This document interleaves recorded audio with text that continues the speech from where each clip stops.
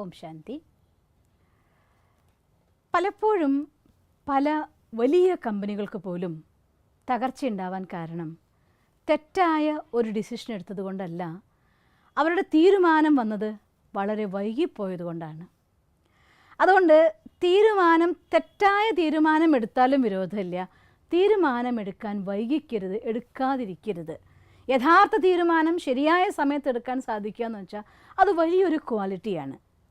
എനിക്കൊരു കാര്യം ഉറപ്പായിട്ട് നിങ്ങളോട് പറയാൻ സാധിക്കും.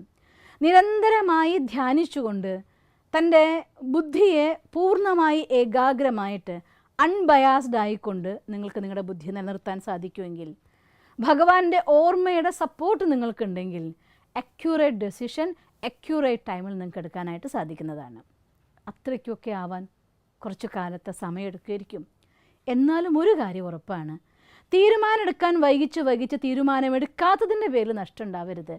ഒരു തെറ്റായ തീരുമാനത്തെ വേണമെങ്കിൽ നമുക്ക് ശരിയാക്കാം, എന്നാൽ തീരുമാനമെടുക്കാതിരിക്കുന്ന ഒരു അവസ്ഥേനെ ഒരിക്കലും പിന്നീട് നമുക്ക് നന്നാക്കാൻ സാധിക്കില്ല. അതുകൊണ്ട് നല്ലൊരു ഡിസിഷൻ മേക്കിംഗ് പവർ എന്ന് പറയുന്നത് ഒരു ലീഡർക്ക് വേണ്ട ഏറ്റവും നല്ല ക്വാളിറ്റിയാണ്. എൻ്റെ മുന്നിൽ ഇന്ന് നമ്മുടെ ലോകം കണ്ടിട്ടുള്ള നല്ലൊരു ലീഡർമാരിൽ ഒരാളാണ് രത്തൻ ടാറ്റ. അദ്ദേഹത്തിൻ്റെ വാക്ക് അടുത്ത കാലഘട്ടത്തിൽ ഉണ്ടായതായിട്ടുള്ളൊരു കേസ് കഴിഞ്ഞ ശേഷം അദ്ദേഹം കൊടുത്ത ഒരു കോട്ടിങ്സ് ഞാൻ ഓർത്തു പോവുകയാണ്. ഞാൻ തെറ്റായ തീരുമാനം എടുക്കുന്നതിൽ വിഷമിക്കുന്നില്ല, അതേസമയം ഞാൻ എടുത്ത തീരുമാനത്തെ ശരിയാക്കുന്നതിലാണ് എനിക്ക് വിശ്വാസം എന്ന്. അഥവാ എന്തെങ്കിലും അബദ്ധമായി സംഭവിച്ചു പോയിട്ടുണ്ടെങ്കിൽ അതിനെ ശരി വരെ ആക്കും വരെ നിരന്തരമായിരിക്കുന്ന ഹാർഡ് വർക്കിംഗ്, അറ്റൻഷൻ, കെയറിങ് ഇതെല്ലാം കൊടുത്തുകൊണ്ട് ഒരു ടീമിനെ നയിച്ച് അതിൻ്റെ ലക്ഷ്യത്തിലെത്തിക്കാൻ കഴിയുമ്പോൾ, ആ തീരുമാനം ശരിയിലേക്ക് മാറ്റപ്പെടുമ്പോൾ അതാണ് ശരിക്കും ഒരു നല്ല ലീഡറുടെ ക്വാളിറ്റി നമുക്ക് കാണാൻ സാധിക്കുക. ടാറ്റയുടെ ഒരു കാലത്തെ തീരുമാനമായിരുന്നു ജാഗ്വാറും ലാൻഡ് റോവറും എടുക്കുക എന്നുള്ളത്. എടുത്ത സമയത്ത് ഒരുപാട് പേര് ക്രിട്ടിസൈസ് ചെയ്തിരുന്നു. ഇതൊരു കേസ് സ്റ്റഡിയിൽ ഞാൻ പഠിച്ചതായിരുന്നു. ഒരുപാട് പേര് അദ്ദേഹത്തിന് ക്രിട്ടിസൈസ് ചെയ്തു. ഇത്രയൊന്നും പൈസ ആ കമ്പനിക്ക് കൊടുക്കേണ്ട കാര്യം ഉണ്ടായില്ല, വലിയ നഷ്ടത്തിലാണ് ഈ കമ്പനി 2 കമ്പനികളെ വാങ്ങിച്ചിരിക്കുന്നത്, ഇത് വലിയ നഷ്ടം ഉണ്ടാക്കും, കമ്പനിക്ക് തകർച്ചയുണ്ടാക്കും, ഒത്തിരി ക്രിറ്റിസിസത്തിൻ്റെ കൂരമ്പുകൾ കൊണ്ട് നിറഞ്ഞ കാലഘട്ടമായിരുന്നു അത്. യാതൊന്നിനും പ്രതികരിക്കാനായിട്ട് രത്തൻ ടാറ്റ പോയിട്ടില്ല. അദ്ദേഹം മൗനമായിരുന്നു കൊണ്ട് തൻ്റെ തീരുമാനത്തിൽ പൂർണ്ണമായിട്ട് കോൺസെൻട്രേറ്റ് ചെയ്ത് അതിന് വേണ്ടതായിരിക്കുന്ന ലോഞ്ചിങ് സമയത്ത് എന്തെല്ലാം റീസ്റ്റാർട്ട് ചെയ്തു, റീ എൻജിനീയറിങ് ചെയ്തു. അതിന് വേണ്ട പൂർണ്ണ ശ്രദ്ധയോടുകൂടി, പൂർണ്ണമായിരിക്കുന്ന ആ ഒരു താല്പര്യത്തോടെ, പ്ലാനിങ്ങോടുകൂടി അദ്ദേഹം 2 വാഹനങ്ങൾ ഇറക്കി.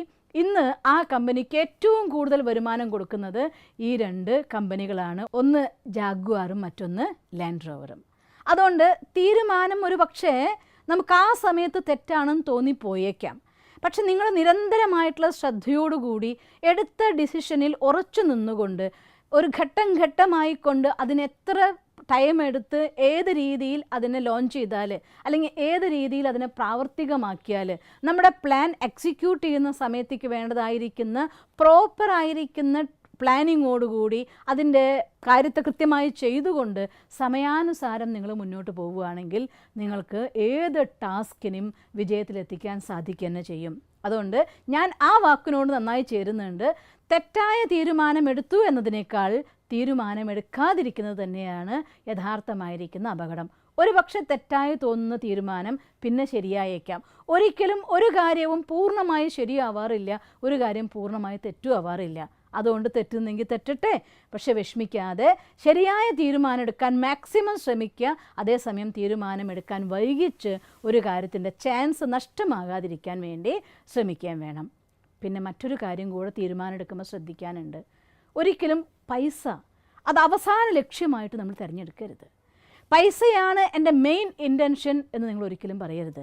ഒരാൾ വളർന്ന് വലുതായി കഴിയുമ്പോൾ, നമ്മൾ മുന്നൊരിക്കൽ പറഞ്ഞ പോലെ, ഒരു മരം വളർന്ന് വലുതായി കഴിയുമ്പോൾ അതിലെ പഴങ്ങൾ അതിന് തന്നെത്താൻ വാല്യൂ കൊണ്ടുവരുന്ന പോലെ, നമ്മളൊരു കമ്പനി ഡെവലപ്പ് ചെയ്യുന്ന സമയത്ത് നമ്മൾ ആദ്യം ശ്രദ്ധിക്കേണ്ടത് നമ്മുടെ സ്റ്റാഫ്, നമ്മുടെ കൂടെയുള്ള ആളുകൾ, അവരേറ്റവും നന്നായിട്ട് അവർക്ക് കൊടുക്കേണ്ട കെയറിങ് അവർക്ക് കൊടുത്തിരിക്കണം, അവർക്ക് അർഹിക്കുന്നതായിരിക്കുന്ന സൗകര്യങ്ങൾ കൊടുത്തിരിക്കണം. നമുക്ക് നാളെ വന്നോളും, പക്ഷെ ഇന്ന് വന്നിട്ടില്ലല്ലോ, പിന്നെ എങ്ങനെയാണ് അവർക്ക് കൊടുക്കാമെന്ന് വിചാരിക്കരുത്.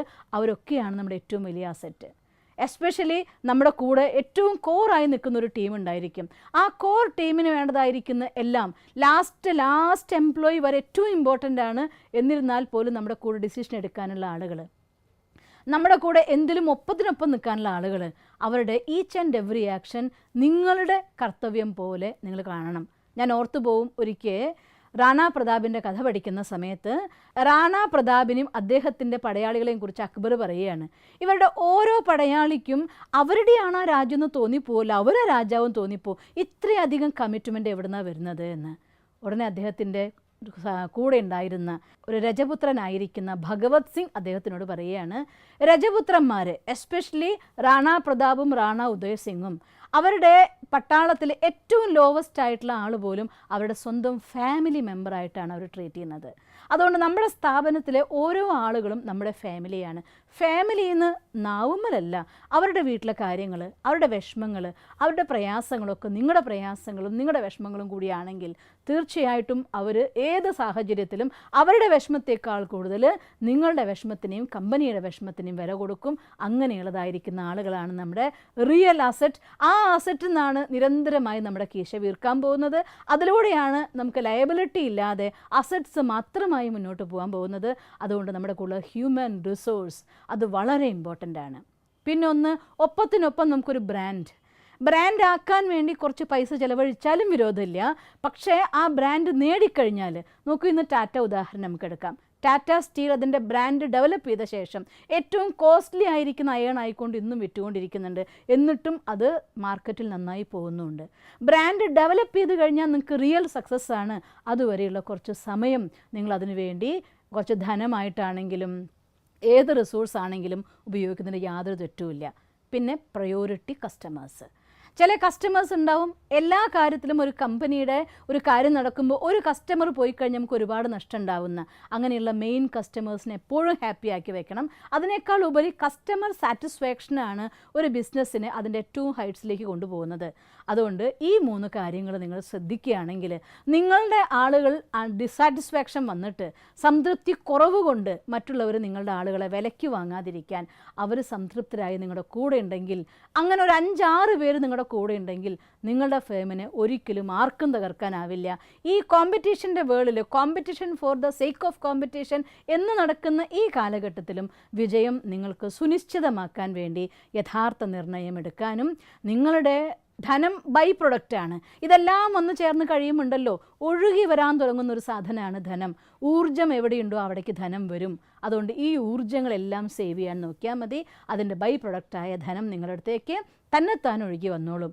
ഇന്ന് ഞാൻ ഈ പ്രോഗ്രാം ചെയ്യുമ്പോൾ മെയിനായിട്ട് എൻ്റെ മുന്നിൽ ഒരുപാട് തവണയായി സിസ്റ്റർ ബിസിനസ് സ്ട്രാറ്റജി നന്നാവാൻ വേണ്ടി എന്തെങ്കിലും പറഞ്ഞു തരുമോ എന്ന് ചോദിക്കുന്ന എല്ലാ സഹോദരന്മാരും ഉണ്ട്, സഹോദരിമാരും ഉണ്ട്. അവർക്കെല്ലാവർക്കും വേണ്ടി ഞാൻ ഈ ഒരു എപ്പിസോഡിന്, ഈ ഒരു ഷെയറിങ്ങിന് നിങ്ങൾക്ക് വേണ്ടി ഞാൻ സമർപ്പിക്കട്ടെ. ഓം ശാന്തി.